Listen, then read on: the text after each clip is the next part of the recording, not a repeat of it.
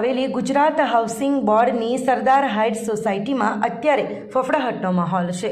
અહીંની અલગ અલગ વિંગમાં આવેલી લિફ્ટમાં સર્જાતી ટેકનિકલ ખામીઓએ રહીશોના જીવ તાળવે ચોંટાડી દીધા છે. સોસાયટીઓના રહીશોનો સીધો આરોપ છે કે લિફ્ટ મેન્ટેનન્સ કરતી ઓમેગા કંપનીની ઘોર બેદરકારીને કારણે ગમે ત્યારે મોટી હોનારત સર્જાઈ શકે છે. વલસાડના પોશ ગણાતા તિથલ રોડ પર ગુજરાત હાઉસિંગ બોર્ડ દ્વારા નિર્મિત સરદાર હાઇટ્સ સંકુલમાં કુલ 1846 ફ્લેટો આવેલા છે. અહીં રહેતા હજારો લોકો માટે લગાવવામાં આવેલી 36 જેટલી લિફ્ટ અત્યારે આશીર્વાદને બદલે શાપ સમાન બની છે.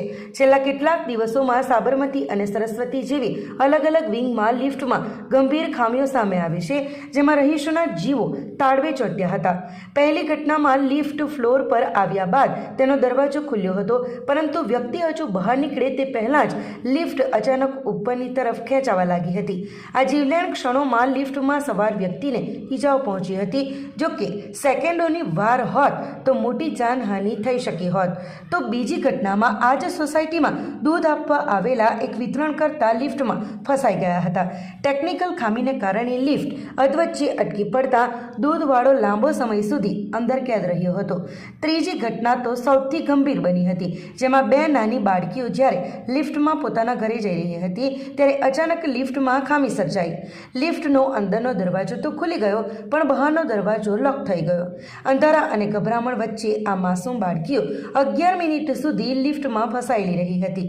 બાળકીઓનો રડવાનો અવાજ સાંભળી રહીશો ભેગા થયા, ત્યારે માંડ માંડ તેમને બહાર કાઢવામાં આવી હતી. આ ઘટના 3 તારીખના સવારે 7:15ની આસપાસ થઈ હતી. એટલે હું લિફ્ટમાંથી બહાર નીકળતો હતો ગ્રાઉન્ડ ફ્લોર પર, અને મેં મારો જમણો પગ બહાર કાઢ્યો અને બીજો પગ લઉં એ પહેલાં લિફ્ટ લગભગ ડબલ કરતાં બી વધારે સ્પીડ એકદમ ઉપર જવા લાગી. એટલે મેં લેફ્ટ પગથી મારી જાતને બહાર ફેંકી દીધો. એ પહેલાં મારું માથું ઉપર ભટકાયું હતું અને મારો બંને હાથ થોડા ભટકાયા હતા. માથામાં થોડી ઇન્જરી થઈ. મેન્ટેનન્સ તો થાય છે, પણ કેવું પ્રકારનું મેન્ટેનન્સ થાય છે એ થોડી સમજની બહારની વસ્તુ છે. કારણ કે આમાં જે રીતે લિફ્ટ બિહેવ કર્યું છે, there is a big error. છેલ્લા 2 તારીખથી લઈને 4 તારીખ સુધીમાં લિફ્ટની અનેક ઇન્સિડન્ટ બની છે. જેમ કે 3જી તારીખે સવારે એક અમારા કેમ્પસના સરદાર સાબરમતી બિલ્ડિંગનું મેમ્બર છે શ્રી વત્સલભાઈ પાંચાલ, એમના જોડે લિફ્ટમાં અકસ્માત થયું હતું. તે પહેલાં અમને પછીથી ખબર પડી હતી કે 2જી તારીખે રાત્રે 10:30ના આશરે અમારા કેમ્પસમાં જે કોઈ દૂધ આપવામાં આવ્યા હતા એમના જોડે પણ એવી જ અકસ્માતની ઘટના ઘટી હતી. અને 4થી તારીખે બપોરે 12 વાગે સામેની બિલ્ડિંગ સરસ્વતી બિલ્ડિંગ છે એના નાની લિફ્ટમાં પણ એ 2 બાળકી કરીબ 10 મિનિટ સુધી ફસાઈ ગઈ હતી. ત્રણેય ઘટનામાં અમે જ્યારે CCTV ચેક કર્યા ત્યારે જોયું કે ત્રણેય ઘટનામાં સિમિલરિટી હતી કે લિફ્ટનું જે કેબિન છે તે ઓપન ડોર જોડે ઓપરેટ થયું, જે ટેકનિકલ એરર છે, નહીં થવું જોઈએ. એના મેં જે ઓમેગા કંપની જેનું મેન્ટેનન્સ ચાલતું છે, જેનું લિફ્ટ છે, એની દેખાતી રીતે એની બેદરકારી દેખાઈ આવી છે. એ બાબતમાં અમને માહિતી મળી. માહિતી પછી અમે કમિટીની મિટિંગ બોલાવી. કમિટીની મિટિંગ બોલાવીને એને અમે નોટિસ આપ્યા છે અને આજે એને ચર્ચા કરવા માટે બોલાવ્યો છે. એના અમે થર્ડ પાર્ટી ઇન્સ્પેક્શન માટે જઈ રહ્યા છીએ. જે બી ગવર્મેન્ટ એપ્રુવ થર્ડ પાર્ટી હશે તે એ બધી ઘટનાનું વિશ્લેષણ કરશે. વિશ્લેષણ કરીને અમને રિપોર્ટ આપશે. તેના આધારે અમે આગળનું કાનૂની કાર્યવાહીથી લઈને બધા ઓપ્શન અમે ઓપન રાખેલા છે અને એ રીતે જે કંઈ બી યોગ્ય હશે સંકુલના હિતમાં તે બધા પગલાઓ અમે લેશું. ઘટના બહુ ગંભીર બની અને લગભગ મોટાભાગની લિફ્ટમાં મેલ ફંક્શનિંગ થયું અમારી સોસાયટીની.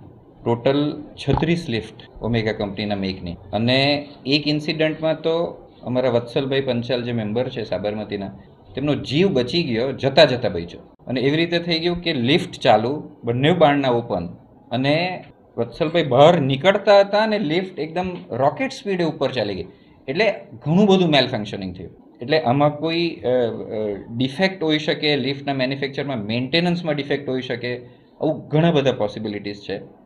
વિચ વી ફીલ કે આ ઓમેગા કંપનીની બેકાળજી, નિષ્કાળજી અને મેન્ટેનન્સના લાખો રૂપિયા લઈ પણ મેન્ટેનન્સ કરતા નથી, તેનું એક કારણ છે. This is what we feel.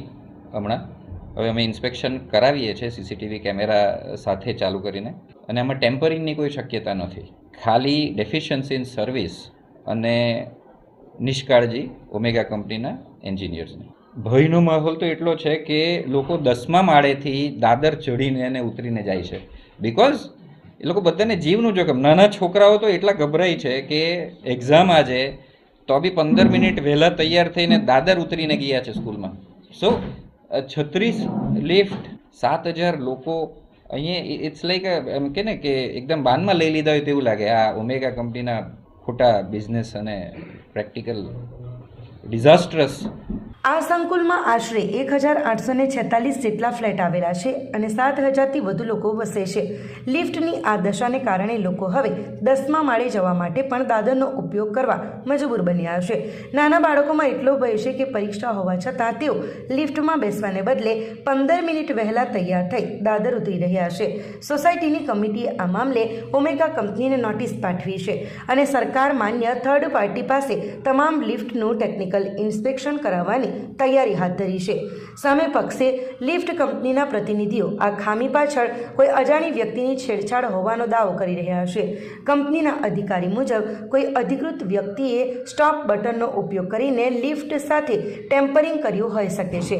જોકે 7000 લોકોના જીવ જોખમમાં હોવાથી રહીશો આ બચાવને સ્વીકારવા તૈયાર નથી. હાલ તો સોસાયટીના પ્રતિનિધિ હાજરીમાં ટેકનિકલ ટીમ દ્વારા તપાસ ચાલી રહી છે. અને હાલમાં એક સાબરમતી બિલ્ડિંગમાં એક દુઃખદ ઘટના બની કે જેમાં એક ભાઈ જસ્ટ ફ્રેક્શન ઓફ સેકન્ડથી બચી ગયા હતા. દરવાજા ખુલ્લા હતા અને લિફ્ટ ચાલુ થઈ ગઈ હતી, જે ગ્રાઉન્ડ ફ્લોર પર 9th ફ્લોરથી ગ્રાઉન્ડ ફ્લોર આવ્યા તે ટાઈમે ઇન્સિડન્ટ બન્યો હતો. આવા સિમિલર બીજા બનાવો બીજી અલગ અલગ બિલ્ડિંગોમાં બન્યા છે, જે ઘણી ગંભીર બાબત છે કે એ માલફંક્શનિંગ હોઈ શકે કે બીજું કોઈ લિફ્ટની ખામી હોઈ શકે કે સર્વિસીસનો પ્રોબ્લેમ હોઈ શકે. એ ચકાસવા, એ ચેક કરવા માટે અમે થર્ડ પાર્ટી ઇન્સ્પેક્શન માટે એક ઠરાવ કર્યો છે અને થર્ડ પાર્ટી ઇન્સ્પેક્શન શક્ય એટલું જલ્દી કરાવી. જેવો ફર્સ્ટ અવેલેબલ ઓપ્શન મળશે, કાયદેસરનો જે કંઈ ઓથોરાઇઝ પર્સન હશે એની પાસે થર્ડ પાર્ટી ઇન્સ્પેક્શન કરાવશું. એ ઇન્સ્પેક્શનનો રિપોર્ટ આવશે અને એ રિપોર્ટ પર શું આવે છે એના પરથી આગળની કાર્યવાહી કરશું. અને અમે બધા ઓપ્શન અમારા કાયદેસરના ઓપન રાખીએ છીએ. મેન્યુફેક્ચરર પણ ઓમેગા છે, ઓમેગા અને એલિવેટર્સ, અને સર્વિસ પણ અમે ઓમેગાને જ આપી છે. એટલે OEM છે એ જ ઇટસેલ્ફ પોતે જ સર્વિસ પ્રોવાઈડર છે, એટલે થર્ડ પાર્ટી કોઈ નથી સર્વિસ, એટલે પોતે જ સર્વિસ કરે છે. ટેમ્પર કર્યું એવું ચાન્સ નથી કે એના પ્રોગ્રામની અંદર કેવી રીતે ટેમ્પર કરી શકે, એ એક આન્સર એમણે આપવો પડશે. અને થર્ડ પાર્ટી ઇન્સ્પેક્શન કરશે એટલે એની અંદર બધા જવાબો મળી જ જશે. થર્ડ પાર્ટી ઇન્સ્પેક્શનનો રિપોર્ટ આવે નહીં ત્યાં સુધી કંઈ પણ કહેવું મુશ્કેલ છે. એક વખત રિપોર્ટ આવે પછી આગળ કંઈક કહી શકાય. સોસાયટી તરફથી જ્યારે અમને જાણ કરવામાં આવી છે ઘટનાની, એના પછી અમે લોકલ ટીમ થ્રુ એ લિફ્ટને ટોટલી સ્ટોપ કરાવી દીધેલી હતી. અને અમારી હેડ ઓફિસની જે ટેકનિકલ સાઉન્ડ ટીમ છે એ ટીમને આજે અમે લઈને આવ્યા છીએ સોસાયટીમાં ઇન્સ્પેક્શન માટે. સોસાયટી તરફથી પરમિશન મળ્યા બાદ અમે ઇન્સ્પેક્શન હાથ ધરીશું અને જે બી હશે એનું ચેક કર્યા બાદ રિવર્ટ કરીશું. તારણમાં સર આ લિફ્ટમાં, સેમ લિફ્ટમાં આગલા દિવસે એક કમ્પ્લેન આવેલી હતી. એના અંદર લિફ્ટ સાથે કોઈએ ચેડા કર્યા હોય એવું ફાઇન્ડ આઉટ થયું છે. એમાં એવું થયું છે કે લિફ્ટને કોઈ 2 ફ્લોરના વચ્ચે કોઈ થર્ડ પર્સને જાણી જોઈને 2 ફ્લોરના વચ્ચે સ્ટોપ કરેલી છે સ્ટોપ બટન થ્રુ. અને કમ્પ્લેન જ્યારે લોક કરી છે, અમે અમારો ટેકનિશિયન આવે છે, સોસાયટીનો જે માણસ છે વિશાલભાઈ કરીને, એમને જોડે રાખીને અમે ઇન્સ્પેક્શન હાથ ધરેલ છે અને એમને એ વસ્તુ બતાવેલું બી છે કે સ્ટોપ બટન કોઈએ મારેલું છે. યાની કે કોઈ અનઓથોરાઇઝ પર્સન, જે અમારી કંપની સિવાયનો કોઈ માણસ લિફ્ટમાં એન્ટર થયો છે કે જેને શું શું કર્યું હશે એ અત્યારે હું નહીં કહી શકું, પણ લિફ્ટમાં કોઈ અનઓથોરાઇઝ પર્સન એન્ટર થયો છે. સ્ટોપ બટન સર માર્યા પછી લિફ્ટ અટકી જવી જોઈએ, વાત સાચી છે, લિફ્ટ અટકેલી જ હતી. એના પછી જ્યારે લિફ્ટ અમે ચેક કરી અને ચાલુ જે કરેલી છે એના પછી લિફ્ટમાં મલ્ટિપલ વસ્તુ છે, હજારો વાયર છે. કઈ વસ્તુમાં શું ટેમ્પરિંગ એને કર્યું હોય, અને કોઈ વસ્તુ એવી છે કે જે લોંગ ટાઈમે બી આઈડેન્ટિફાઈ પિક્ચરમાં આવતી હોય છે. એટલે હવે ઇન્સ્પેક્શન હાથ ધર્યા બાદ જ અમે આનો ખુલાસો કરી શકીશું કે બીજે ક્યાં ક્યાં ટેમ્પરિંગ.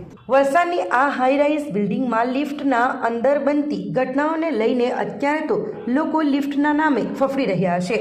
હવે જોવાનું એ રહેશે કે ટેકનિકલ રિપોર્ટમાં શું બહાર આવે છે અને કંપની વિરુદ્ધ કેવા પગલાં લેવાય છે.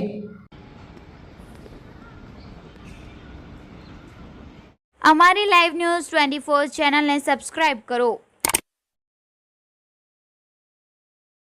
બેલ આઇકોન દબાવો જેથી આવનાર ન્યૂઝ અપડેટ્સની નોટિફિકેશન આપ સુધી સૌથી પહેલા પહોંચે.